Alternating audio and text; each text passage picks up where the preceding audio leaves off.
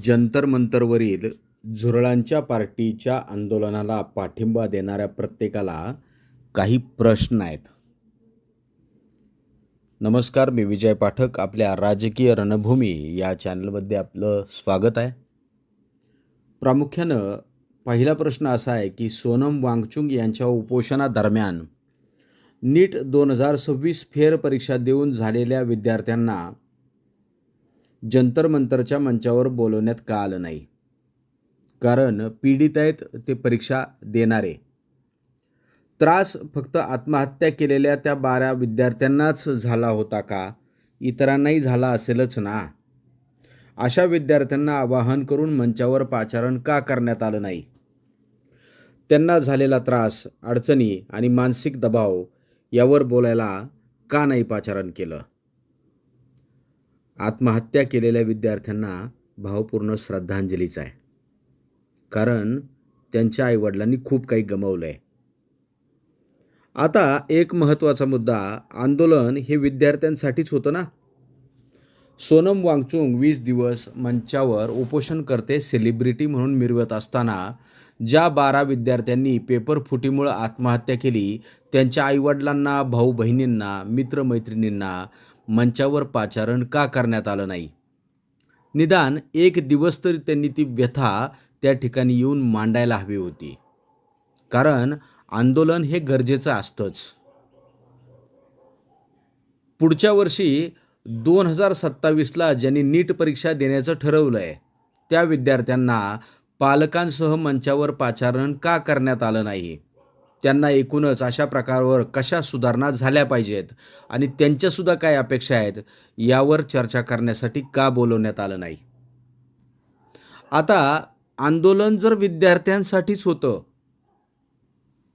तर ज्यांनी नीट परीक्षा देऊन वैद्यकीय क्षेत्रात नावलौकिक मिळवलं आहे, व्यावसायिक यशसुद्धा मिळवलं आहे, अशा MBBS, BDS, BAMS इत्यादी डॉक्टरांना पाचारण करून त्यांच्या अनुभवाचे मार्गदर्शन, जसे की या क्षेत्रातील आव्हानं, त्रुटी आणि पर्यायी सुधारणा सांगण्यासाठी पाचारण का करण्यात आलं नाही गेलं? आंदोलन विद्यार्थ्यांसाठीच होतं ना? मग सर्व उपाययोजना करूनसुद्धा भविष्यात दुर्दैवानं अशा परीक्षांची पेपरफुटी झालीच तर विद्यार्थ्यांनी मानसिक अवस्था ढासळू न देता, गोंधळून न जाता फेरपरीक्षेला कसं सामोरं जावं, काय काळजी घ्यावी जेणेकरून आत्महत्येसारखे प्रकार घडणार नाहीत, यासाठी विद्यार्थी आणि पालकांसाठी नामांकित मानसोपचार तज्ज्ञांचं मार्गदर्शनपर सत्र जंतर मंतरच्या झुरळाच्या मंचावरून का आयोजित केलं गेलं नाही? आंदोलन विद्यार्थ्यांसाठीच होतं ना? मग झुरळांनी जंतर मंतरवरती कुणाला बोलवलं आणि कुणाला मंच उपलब्ध करून दिला? हा मंच पहिल्याच दिवसापासून LGBTQ ह्या गँगचा समावेश कशासाठी होता? मेरा लिंग मेरी मर्जी ह्या घोषणा विद्यार्थ्यांसाठी आयोजित केलेल्या आंदोलनात कशासाठी होत्या? अरुंधती रॉय, जिचं म्हणणं आहे की काश्मीर हा भारताचा भागच नाही, तिचा सहभाग आंदोलनात कशासाठी होता? हे आंदोलन विद्यार्थ्यांसाठीच होतं ना? कॉलिन गोन्साल्विस नावाचा व्यक्ती, ज्याने 26/11च्या दहशतवादी अजमल कसाब याच्यासाठी दया याचिका दाखल केली होती, याला कोणत्या विषयावरती बोलायला पाचारण केलं होतं? आंदोलन विद्यार्थ्यांसाठी होतं ना? प्रशांत भूषण, ज्याने दहशतवादी याकूब मेमनची फाशी रोखण्यासाठी मध्यरात्री सर्वोच्च न्यायालयात धाव घेतली होती, ह्याचा विद्यार्थ्यांशी संबंध काय? आंदोलन विद्यार्थ्यांसाठीच होतं ना? नंदिता राय, जिने CJPच्या मंचावरून पाकिस्तानी कवी फैज अहमद फैज यांची बस नाम रहेगा अल्लाह का ही कविता गायली, हिला ही कविता बोलवण्यासाठी पाचारण केलं होतं का? विद्यार्थ्यांना काय संदेश द्यायचा होता? हे आंदोलन विद्यार्थ्यांसाठी होतं ना? कुणाल कामरा, जो नेहमी हिंदूंच्या देवदेवतांवरती टीका करतो, विडंबन करतो, झुरळाच्या मंचावरून त्यांनी सीता के पती का नाम लेके नीता के पती का काम करत आहेत असं सनातनच्या विरोधात केलेलं वक्तव्य ह्याचा आणि विद्यार्थ्यांच्या भविष्याचा काय संबंध? हे आंदोलन विद्यार्थ्यांसाठीच होतं ना. प्रकाश राज ज्याने झुरळांच्या मंचावरून म्हटलं आहे ते जय श्रीरामचा नारा देतात, पण मी जय संविधान म्हणेन. संविधानाला जय म्हणलंच पाहिजे. संविधानावरच देश चालतो. संविधानाचा मान सन्मान ठेवलाच पाहिजे. पण संविधानाच्या पहिल्या पानावरती असलेल्या प्रभू श्रीरामचंद्रांना विसरून कसं चालेल? पण याचाही नीटच्या पेपरफुटीशी काय संबंध? आंदोलन विद्यार्थ्यांसाठीच होतं ना. आगा सय्यद रहुलाल मेहदी हा JKNCचा नेता आणि श्रीनगर जम्मू काश्मीरचा खासदार. नीट पेपर फुटीच्या विरोधातील आंदोलनात त्यांनी आपल्या भाषणाची सुरुवात जम्मू काश्मीरमध्ये कलम 370 पुन्हा लागू करण्यात यावं या मागणीसाठी केली. कलम 370चा नीटशी काय संबंध? हे आंदोलन विद्यार्थ्यांसाठीच होतं ना. हे कोणत्याही बाजूनं नीट पेपर फुटीविरुद्धचं आंदोलन वाटलंच नाही. झुरळांचं आंदोलन हे नीट पेपर फुटीशिवाय इतर सर्व गोष्टींसाठी एक रंगमंच बनून गेलं. पेपर फुटीमुळं बाधित झालेल्या विद्यार्थ्यांना हे व्यासपीठ दिलंच गेलं नाही, किंवा ज्या पालकाच्या मुलांनी या पेपर फुटीमुळं आपलं प्राण गमावले त्यांनासुद्धा व्यासपीठ दिलं गेलं नाही. हे आंदोलन विद्यार्थ्यांसाठीच होतं ना. हे पूर्णतः स्वतःची राजकीय पोळी भाजण्यासाठी मोदी सरकार विरोधकांनी विद्यार्थ्यांच्या नावाने चालवलेले पूर्णतः राजकीय हेतू प्रेरित आंदोलन होतं. शाहीनबाग, किसान आंदोलन, भारत जोडो यात्रा यानंतरची ही पुढची स्टेप म्हणायची का? आणि हे आंदोलन विद्यार्थ्यांसाठीच होतं का?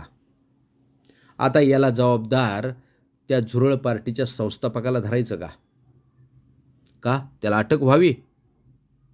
पेपर फुटीचं कारण करून विद्यार्थ्यांच्या आंदोलनाच्या खोट्या नावाखाली देशात जर अराजकता माजवण्याचा प्रयत्न हा गुन्हा ठरू शकतो ना. त्याचा पासपोर्ट घेतला जावा का? त्याचे कॉल रेकॉर्ड्स तपासले जावेत का? त्याच्या नावावरती किती सिम कार्ड्स आहेत हे बघितलं पाहिजे का? त्याचे बँकेचे व्यवहार, त्याच्या जवळच्या नातेवाईकांचे, आईवडिलांचे, त्यांच्या जवळच्या मित्रांचे सुद्धा तपासले जावेत का? अनेक प्रश्न निर्माण होतील. त्याच्या समर्थनात येणाऱ्या सेलिब्रिटींवरती, नेत्यांवरती आणि पत्रकारांवरती देशद्रोहाचा गुन्हा दाखल करून त्यांच्यावर कारवाई करण्यात यावी का? असंख्य प्रश्न आहेत. पण मुद्दा एकच, हे सगळं आंदोलन विद्यार्थ्यांसाठीच होतं का? तसंही मोदीजी हुकुमशहा नाही आहेतच. जर ते हुकुमशहा म्हणत असतील तर मोदीजींनी अशा लोकांच्या विरोधात हुकुमशाहीच राबवली असती. इथं त्यांना चिरडणं ही फाळणीनंतर उरलेल्या भारताला अखंड ठेवण्यासाठीची नितांत गरज आहे का? मोदीजींना हुकुमशहा म्हणता येणार नाही, कारण इथं आंदोलन करायला परवानगी आहे. इथं हिंदुस्थानात तुम्हाला पंतप्रधानवरती काहीही बरळायला परवानगी आहे. इथं तुम्हाला संविधानाच्या आड लपून कसंही वागायला परवानगी आहे. तुमच्यावर नाही होते देशद्रोहाचा गुन्हा दाखल. जर मोदीजी हुकुमशहा असतेच तर पहिल्याच दिवशी त्या झुरळाला अटक केली असती.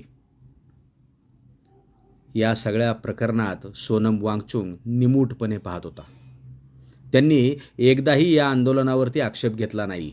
एकदाही ह्यापैकी एकाला थांबवलं नाही. जसं की सगळेच त्यांच्या मनाप्रमाणे चाललं होतं. याच्या विरोधात सुद्धा गुन्हा दाखल करून अटक करण्यात यावी का? नीटचा मुद्दा खूप महत्त्वाचा आहे.